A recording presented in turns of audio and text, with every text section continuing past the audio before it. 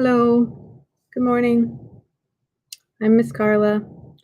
I'm going live just a few minutes early today so that I can take a moment to apologize. If you were waiting for the reading on Wednesday, I was unable to do it because I wasn't feeling well, so I had to skip it, and I'm sorry that I didn't post anything online to tell you that we skipped it. So our last reading was on Monday, a week ago, and this is part 9. So if you were here Monday and you're here now, you haven't missed anything. I also wanted to say, if you celebrate Halloween, I hope you enjoyed your Halloween weekend. And if you're in this part of the country and you got snow a couple days before, on I think it was the 29th, the 29th or the 30th. Anyway, I hope you enjoyed the snow because I certainly did. When I went outside, well, that night we lost power at my house for about an hour, but it was late at night, and so I went outside and the neighborhood was all dark, but you could see the stars so clearly, and the moon was beautiful, and there was snow all on the power lines and everything, so it was beautiful, even though we were in the dark for a little while. We lit candles at my house and just sort of, hung out and stayed calm until the power came back on, and it was fine. So I hope you enjoyed that, and it's getting very windy, very fall-like and chilly. I'm looking forward to the winter, but I really do like the fall. It's my favorite season probably, especially here in New England where the leaves are so beautiful and we're near the water, and it's just very kind of nostalgic, I guess. I'm not sure why. I didn't grow up in New England. I grew up in Michigan, in case you didn't know, which is kind of similar when it comes to like the leaves changing and the landscape, but instead of the ocean nearby, we have big Great Lakes. So they do affect our weather, but in a slightly different way. We had what we called lake effect, which was the air moving over Lake Michigan, which is just to the west of where I lived in Michigan. And it changed the temperature of the air and something else, and it made the weather all wonky in the lower peninsula of Michigan. So, hi, Abigail. Welcome. I was just apologizing for missing our reading last Wednesday and making sure everyone's caught up that we're only on part 9. So last Monday and this Monday, there was nothing in between. So if it's been a week since we've seen each other, then that is right. No one has missed anything. So, but I wanted to start a few minutes early so that I wouldn't take up any of our reading time to talk about that and to give you my apologies. So I'm going to wait 2 more minutes, so it is right at 9:30 when we start reading. Let's see, what else? The weather, Halloween, New England in the fall. It's a really nice season. It's nice to enjoy the things we can enjoy when there are plenty of things we cannot enjoy that we normally would. So I've been trying to focus on positive things. Oh, okay, Abigail. Wait, your class starts at 9? Because it's almost 9:30. Are you in class right now? You can come catch up later. If you have to miss the reading, you can come catch up later, okay? I'll see you when you have time if you're busy now. But I've only been on for a few minutes. It's 8:30 now. Oh, are you in a different time zone? Oh, that's interesting. Okay, well then we have 30 minutes. And it's almost time to start reading. We're going to be reading, once again, Tunnel of Bones by Victoria Schwab, which is very appropriate for this time of year and for the Halloween holiday, if that's something you're into.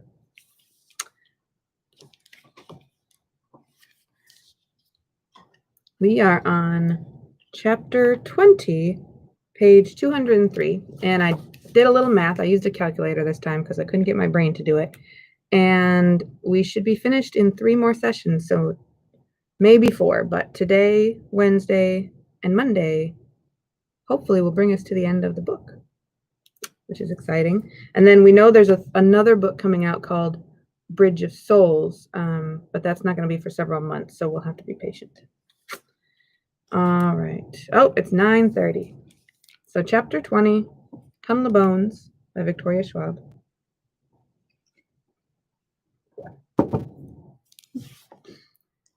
There you are. says Pauline, rounding the corner. Let's go. For once, Adele has nothing to say. All the way down the tower steps and out into the late afternoon light, she simply stares at me, speechless. By the time we reach the Rue de Rivoli, the stoplights are all flashing a warning yellow, and traffic has come to a standstill, horns blaring. This is bad. Very, very bad. Beneath the awning of the Hotel Velour, Anton hands the footage case to Dad so he and Mom can review the last pieces of film. Annette kisses Mom once on each cheek, and Pauline wishes us a pleasant night and starts to walk away, then stops herself, remembering. Cassidy, your film, she says. Do you still want me to get it developed for you? I'd forgotten. I look down at my camera. There's only one photo left on the reel. I usher the whole TV crew, Mom and Dad, Pauline, Anton, and Annette, together in the frame, Paris rising at their backs, and take the final shot. Then I crank the used film into its canister and thumb the latch on the back of the camera. It springs open and I tip the small cylinder into my hand. I give it to Pauline, even as I wonder what will and won't show up on the film. Pauline slips the cylinder into her pocket and promises to see us again before we leave tomorrow. Tomorrow. It's hard to imagine, in part because Tomas is still rampaging across the city. Tomorrow, which means I have less than a day to send him on. I'm running out of time. Here's a crazy thought, says Jacob. What if we just leave? I frown pointedly in his direction. What? Think about it, he presses. Tomas might have been drawn to you in the beginning, but he's definitely moved on to bigger targets. Between that and your vile Sultan Sage pouches, I bet we could get out of Paris unscathed. And what would happen to Paris? I mutter. Anton and Annette wave goodbye too. With the whole crew gone, we all turn to look at Adele, who shows absolutely no signs of leaving. She simply stares as if we're the TV show, and she wants to see what we'll do next. Should you be heading home? Asks Dad. Adele rocks back and forth in her gold sneakers. Do I have to? Well, won't your mother be worried? Adele glances over her shoulder. The sun is just starting to sink, turning the edges of the sky orange. She shrugs. Not yet. I have an idea, says Mom, sliding her arm through Dad's. Cass, your father and I are going to the salon for a drink. Why don't you two go up to the room and hang out? Introduce Adele to Grim. She hands me the show binder. You can tell her all about the inspectors. Dad passes me the footage case and asks me to take it upstairs, and my parents stroll off across the lobby. Back in the hotel suite, I set the footage case aside, and Adele lets out a delighted squeak and scoops up a very stunned Grim, speaking softly to him in French. Meanwhile, I take out the photographs she brought me and spread them on the floor, hoping they will help me think. Soon my cell rings. A video call. It's Laura. She doesn't bother with small talk. Have you seen the news? Hold on. I find the remote and click the TV on.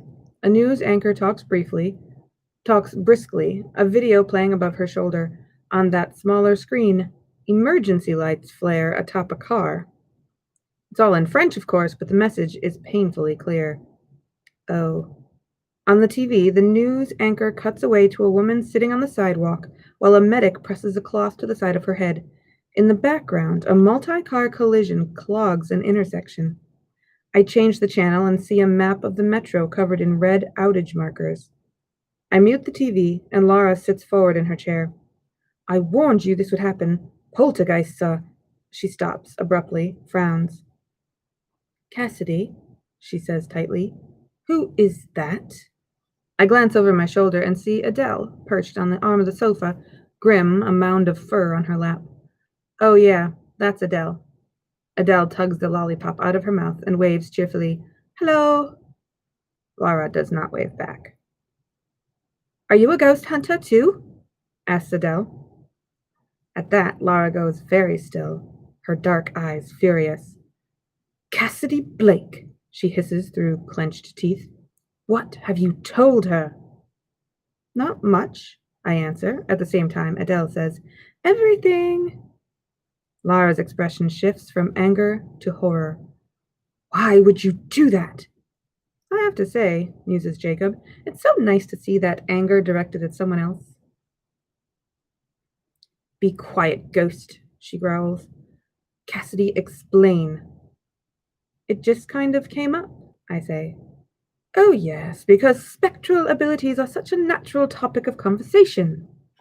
Look, I explain, I went to see Richard Laurent's granddaughter, Sylvain, but she wouldn't talk to me. Adele's her daughter. She tracked me down and brought me photographs. Wait, cuts in Lara. What photographs? I turn the phone so she can see the pictures spread on the floor. Closer, says Lara, and I crouch, panning the phone over them. Adele drops down cross-legged beside them. She reaches for a picture with only Tomas looking back over his shoulder and flashing a wide smile. And you're still no closer, asks Lara, to finding out what... Such a sad story, murmurs Adele. What happened to Tomas? The room goes quiet. Jacob and I both stare. Even Lara's mouth is hanging open on the screen. You know? We all say at once. Adele shifts a little. Oui, she says. Mama told me she doesn't like to talk about the past, not with strangers, but she said it is important to know one's history. She said it is private.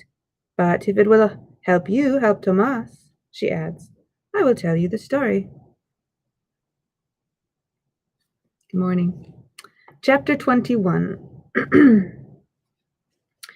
It is a very sad story, begins Adele, drawing Grim into her lap.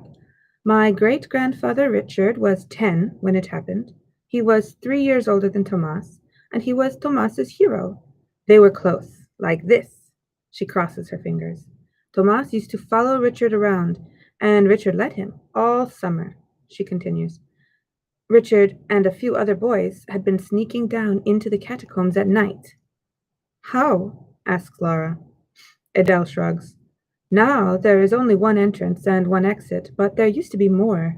If you knew how to look for them. Richard did. Adele flashes a small, mischievous smile. So they would sneak down in the dark.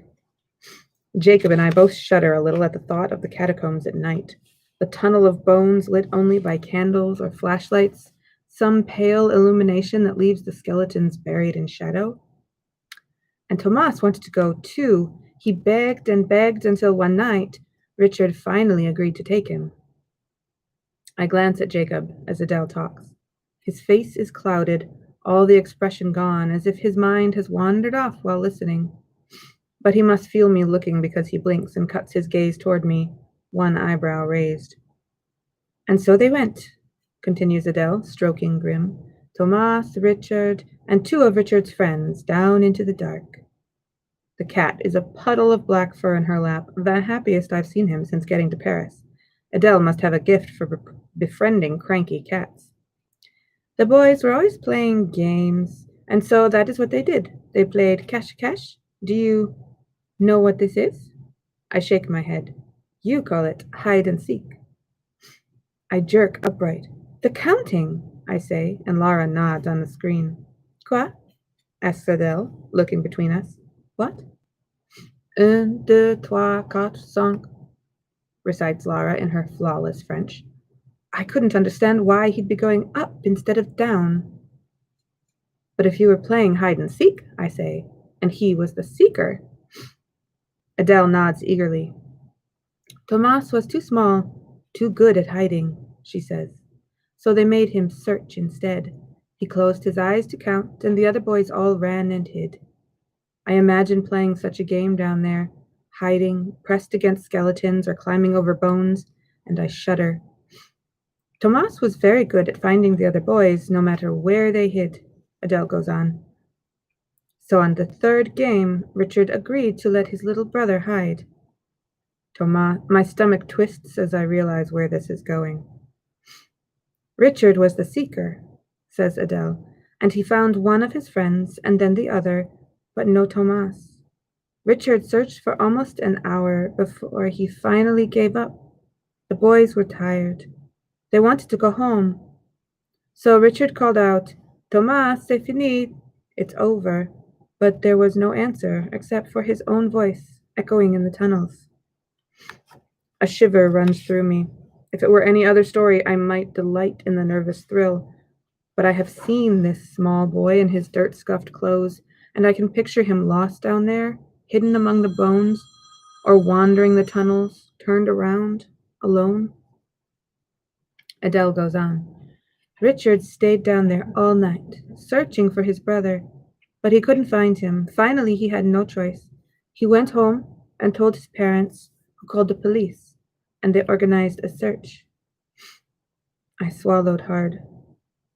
Did they find Tomas, eventually? Adele nods. They did, she says slowly.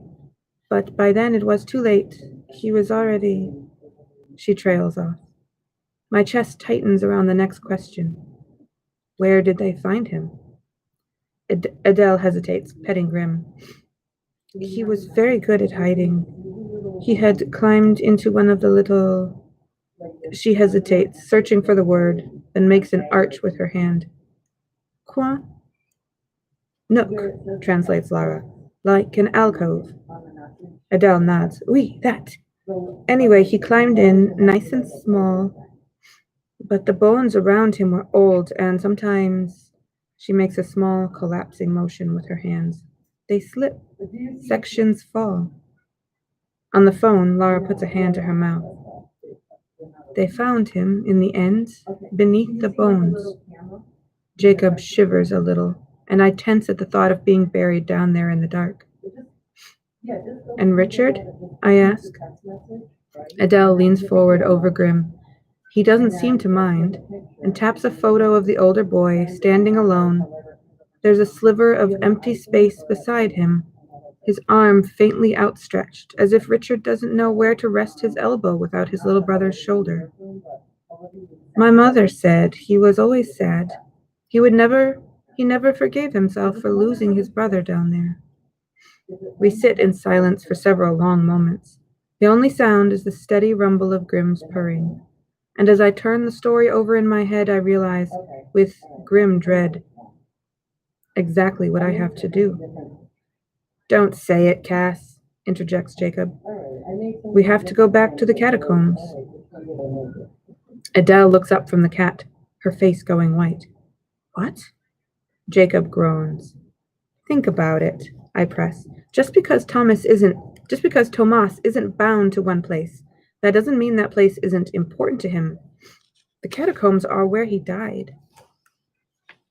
Sure, counters Jacob, but he doesn't remember dying there. Maybe not consciously, I say, but when he saw us, he was counting. So?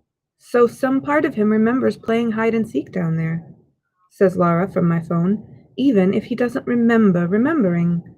His memory of the catacombs would probably have been one of the last things to go, which means it will be the first to come back. It makes sense. It will be the easiest place to remind him.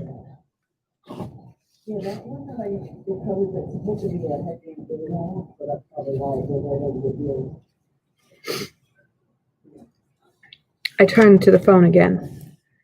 Okay, Lara, I say. I'll take it from here.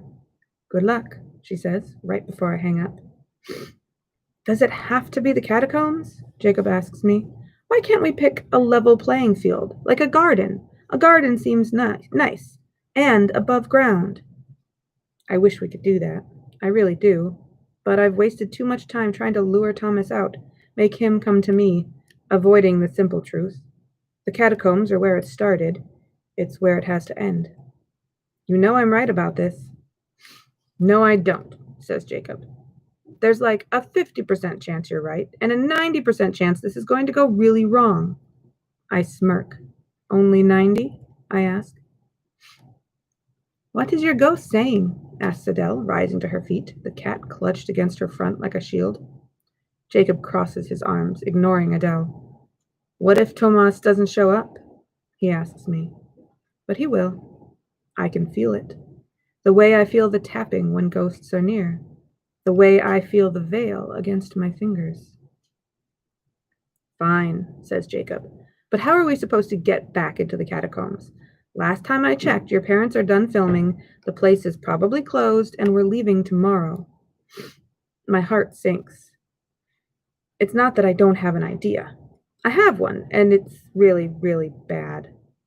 Jacob grimaces as he reads my mind. Oh no. Okay, Abigail. Come catch up when you're done. Chapter 22. The footage is stored in the dark metal briefcase. I crouch in front of it, hands resting on the clasps. Adele, I say, I need you to go into the hall and keep an eye out. She frowns. How do you keep an eye? It's an expression, I say. It means I need you to keep watch. Tell me when the coast is clear. The coast?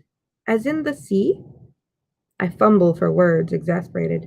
Just go stand in the hall and knock on the door if you see my parents coming. She sets Grim down and goes outside, and I take a deep breath and release the clasps.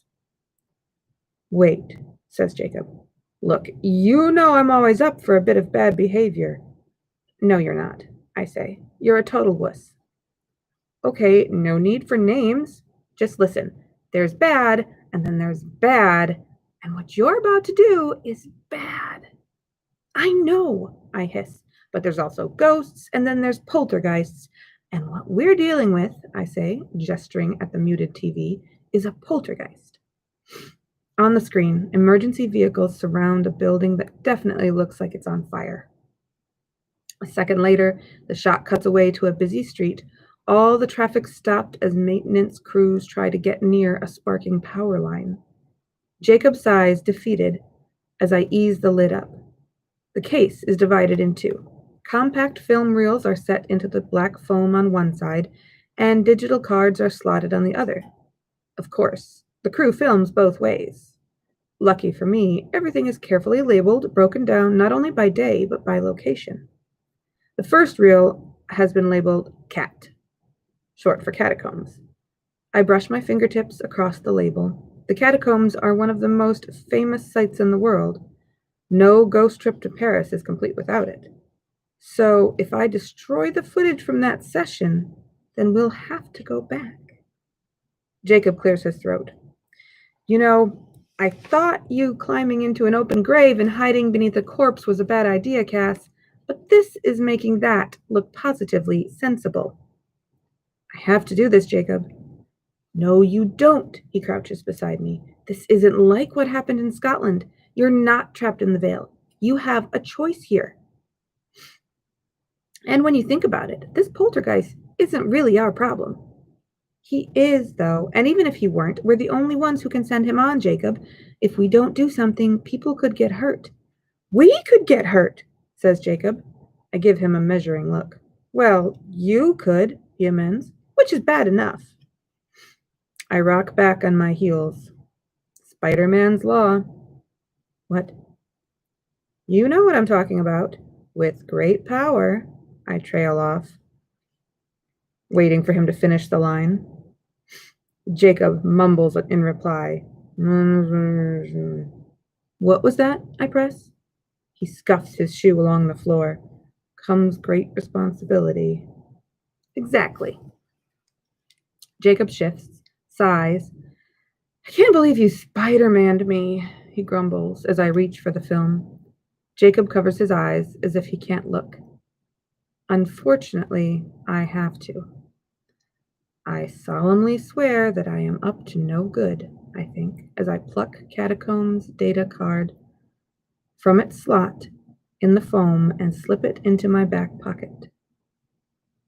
Some days I really wish you were Slithercore instead of Gryffindor, mutters Jacob. No, you don't, I say, freeing the reel of film marked cat.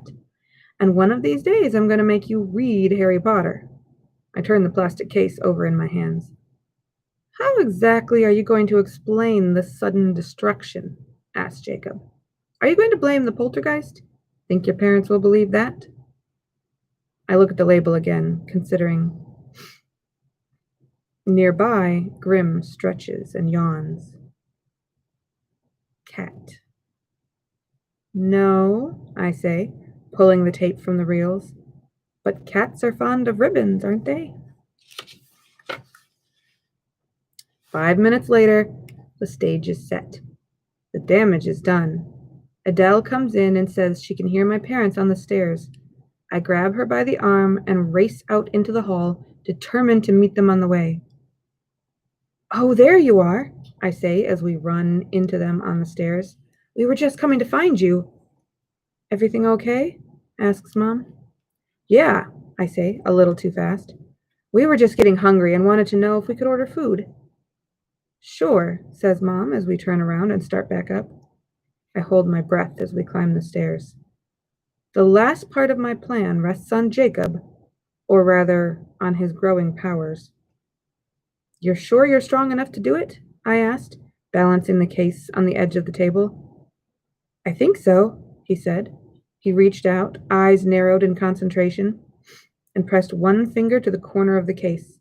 It tipped ever so slightly before regaining its balance. Now, as we reach the hall, I sneeze once loudly, the agreed upon signal, and a second later, crash. The sound of a metal film case toppling.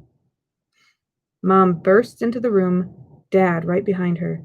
Adele and I linger in the hallway, but judging by Mom's gasps of horror and Dad's cursing, it worked. The scene stretches before us, a picture of destruction. Grim, jolted upright by the sound of the case, stares down at the mess on the floor in front of him. Only a few of the digital cards fell out of the case. The rest stayed lodged in their foam slots. The film reels weren't so lucky. They roll away, tip over, most of them unharmed, but one lies ruined in the center of the scene, a mess of knotted film. Bad cat, shouts Mom, rushing forward. Grim leaps up onto the back of the sofa and glowers at me with his green eyes as if to say, low blow, human. I silently vow to buy him a whole tin of catnip when this is over. Mon Dieu, says Adele. I have to hand it to her. Her face is a picture of surprise, whereas I just feel like throwing up. Jacob perches on the back of the couch, arms crossed, clearly torn between feeling annoyed at me and smug about his accomplishment. He settles for watching as the four of us search on our hands and knees, recovering all the spilled reels and the fallen data cards, fitting them back into the briefcase. Dad tries to feed the ruined film back into the plastic shell, but it quickly becomes obvious it's not going to work. Good thing there's a digital backup, he grumbles, but Mom only shakes her head. It's missing. What? Demands Dad, looking inside the case to confirm what I already know. They won't find the catacombs data chip there, or anywhere. Dad's face is red with anger, Mom's pale and blotchy with distress, and there's a storm inside my stomach as I remind myself that people's lives are in danger, that I have to do the right thing, even if the right thing in this instance has a dose of wrong mixed in. Still, it doesn't feel good. And I must look as bad as I feel because Jacob doesn't give me a hard time. Instead, he appears at my side and rests his shoulder against the air right next to mine. Spider-Man's law, he says, as tears threaten to spill down my cheeks. I nod, silently promising that if this doesn't work, I will find a way to make it up to them. All of them, including the cat. Hey, I say, as if the idea has just occurred to me. We don't leave until tomorrow afternoon, right? So why don't we just go back and film it again in the morning? It's not that simple, Cassidy, says Dad, pinching the bridge of his nose. My heart trips over its beat. Why not? Dad sighs. The catacombs are a public site. Admission is tightly controlled. We can't simply come and go as we please. Pauline arranged our visit weeks in advance. I look at Mom, but she's already a step ahead, her cell phone pressed to her ear. I can only assume she's talking to Pauline. I know, Mom is saying over and over, leaving us with only patches of silence to wonder what Pauline is saying. Is there any way? All right. She lets the cell slip from her ear with a shuddering sigh. Well, asked Dad. She's going to see what she can do. So we do the only thing we can. We wait. 5 agonizing minutes later, the cell rings, and I hold my breath as Mom answers. I watch her face, the tension finally replaced by a flood of relief. I feel it like fresh air in my lungs as Mom says, "Thank you so much."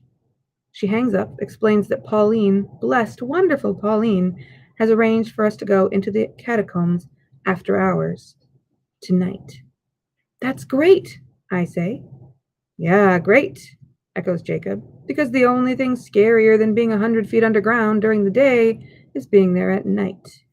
And even though Adele can't hear what he said, she looks similarly unsettled by the idea of a trip to the tombs in the dark. My parents get dressed again in their on-screen wear, smooth their hair, and try to recover a semblance of calm as they wait for Pauline to arrive. But when Dad sees me pulling on my shoes, he shakes his head. "No, Cass, you and Adele stay here." My stomach drops. "If you're going back, I want to come." "There's no reason," says Mom. "It scared you enough the first time, and I won't get in the way, I promise. Please." "It's not about you getting in the way, honey," says Mom. "But you couldn't wait to get out of there last time," cuts in Dad. "Why the change of heart?" "Well, I think. There's this poltergeist I need to lure out so I can remind him who he is and how he died, then send him on before anyone else gets hurt. But I can't exactly say that, so I take a different tactic. The catacombs are the kind of place most people only see once, I say. I don't want to lose the chance to see them again, even if they're kind of scary. Besides, you gave me a job to take photos. I want to do it." I can see them bending, but I throw in one last angle.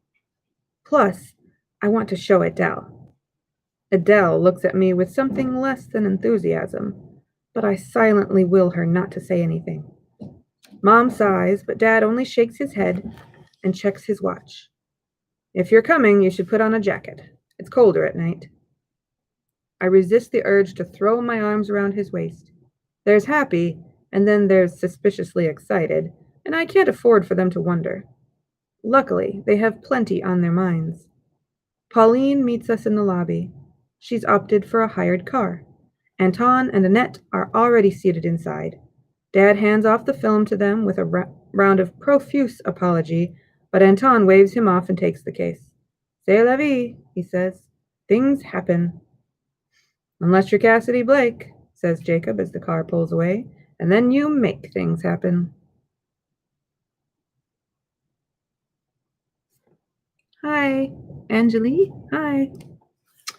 Let's see. Oh, well, that seems... we're so close to the next part, but we really don't have time. So we're going to stop here, and we'll be on chapter 23, page 227, on Wednesday at 9:30. So I'll see you then, and we'll continue reading this. And if you have, remember, if you have any chapters to catch up on, you can always go back and watch the playlist on our YouTube channel. And this was part 9. So once again, we did not read last Wednesday. We skipped last Wednesday. So if you were here last Monday for part 8, you are in the right place now. Okay, I'll see you on Wednesday. I hope you enjoyed the reading. Thank you for coming. Bye-bye.